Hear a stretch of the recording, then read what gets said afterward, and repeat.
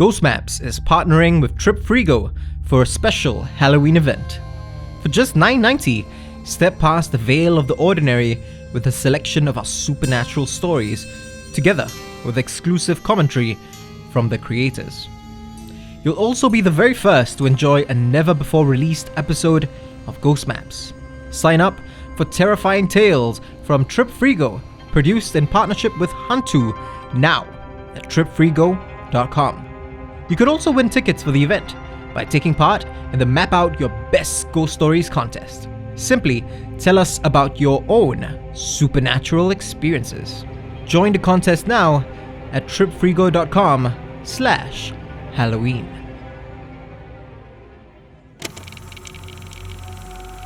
Ghost Maps. Entry 20. Kovan Road, Singapore. From the moment he alights his mother's car, Adam immediately seems like a typical 16-year-old. Hunched over slightly, pimply-faced, uneven voice, with clothes that are some approximation of what passes for trendy these days. His mother is a friend of a friend. She waves as she drives off, entrusting me with her son for the next hour, while she runs some errands, but also keenly aware of what we'll be discussing.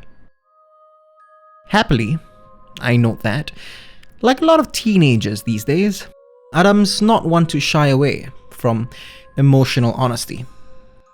When I ask about what had happened to him, he reaches into his backpack and pulls out a beat-up, hardcover notebook. His journal, he tells me.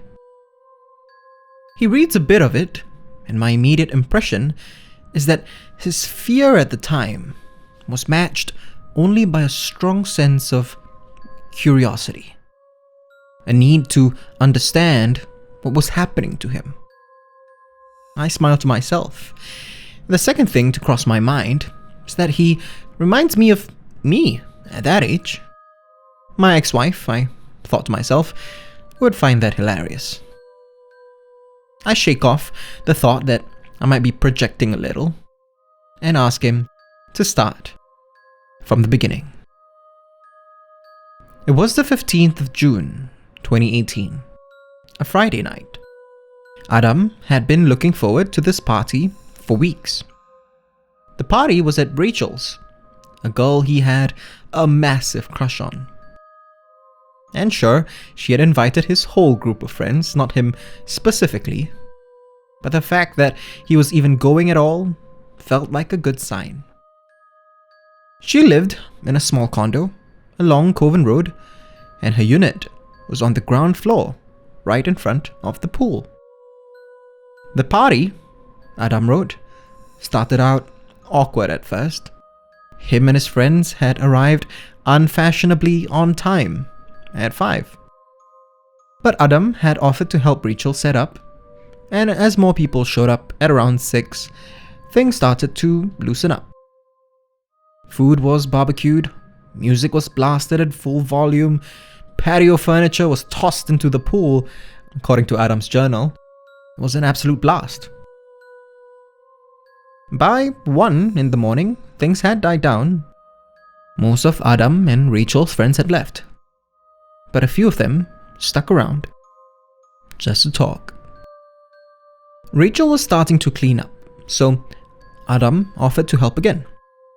She smiled, rubbed his arm, and said that it was alright, that he had already been a great help. He had stammered that there was no problem at all. The smile she gave him could have lit up the night sky. She asked if it wasn't too much trouble, whether he could help her bring some of the glasses and plates to the kitchen, and he opted to it. Her kitchen was a narrow room in a corner of her unit, away from pretty much everything else. Adam flipped the light switch as he had entered, precariously balancing a stack of plates and a couple of glasses in his arms.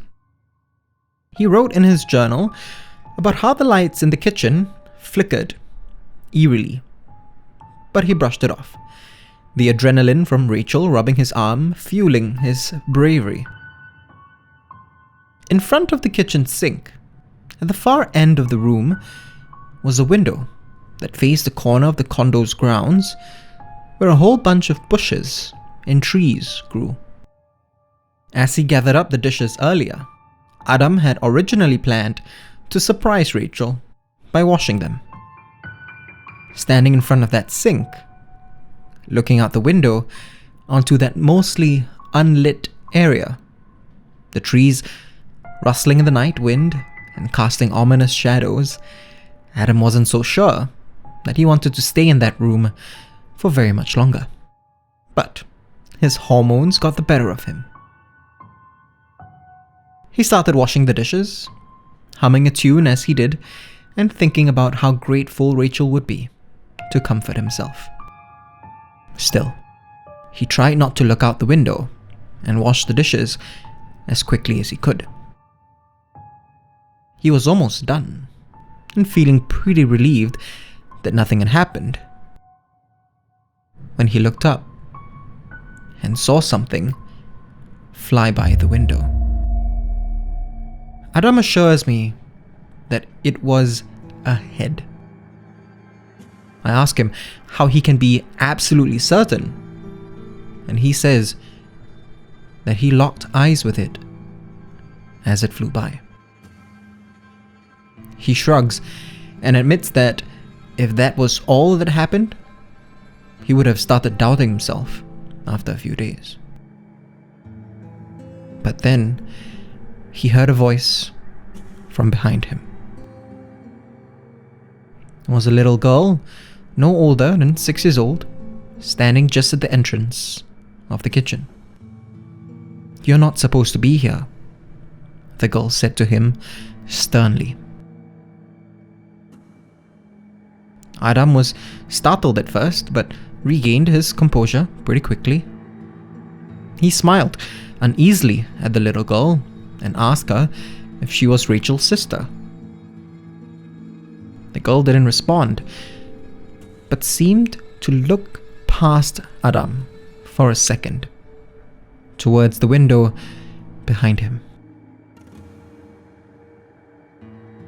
And just as suddenly as she appeared, the girl turned and ran out the kitchen. Confused and more than a little bit creeped out, Adam quickly finished the dishes and headed back out to the pool, where Rachel was relaxing with a couple of friends. He told her that he washed the dishes as casually as he could, though he readily admits to me that it probably wasn't as casual as he had hoped. She gave him a grateful awe, but then he mentioned that he ran into her sister in the kitchen, and her expression changed. She looked like she was both furious and frightened. Tears started streaking down her face. She got up and ran off. Adam was so confused, until one of Rachel's friends spoke up. "What's wrong with you?" A friend said. "Rachel's sister died from cancer 3 years ago." Rachel called Adam a week later to apologize and to explain. She told him that it all took her by surprise, because no one outside her immediate family had seen her sister, Nancy, since her death. Adam listened as she told him about how Nancy always had what their mother referred to as the sight. Ever since she was old enough to speak, Nancy would point to people that weren't there. Sometimes, Rachel said, her voice going slightly quieter, Nancy would tell their parents about the monsters outside her window. Before she died, Nancy kept saying how the family needed to be careful of the head floating outside the house. A year or so after she had passed, Rachel saw Nancy out of the corner of her eye, walking to the kitchen. She ran after the spectre, But of course, when she got to the kitchen, there was no one there. She thought she was crazy at first and didn't say anything to anyone. Pretty soon, however, she learned that her parents had seen Nancy too. She never spoke to any of us though, Rachel told Adam, her voice cracking. She started sobbing on the other end of the line. Adam cautiously ventured that maybe her sister was protecting him that night. Maybe she was protecting everyone in the house.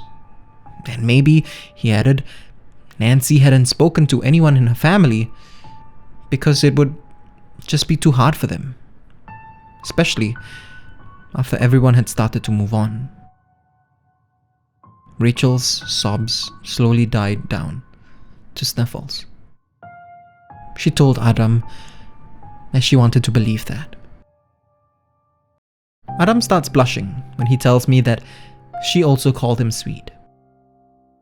He then says that he's had a few other friends confide in him about their own experiences since then. He tells me that that's actually why he wanted to meet up with me. His mother's friend had mentioned in passing what I did. He tells me that he's been keeping an account of other people's encounters with spirits and the supernatural too.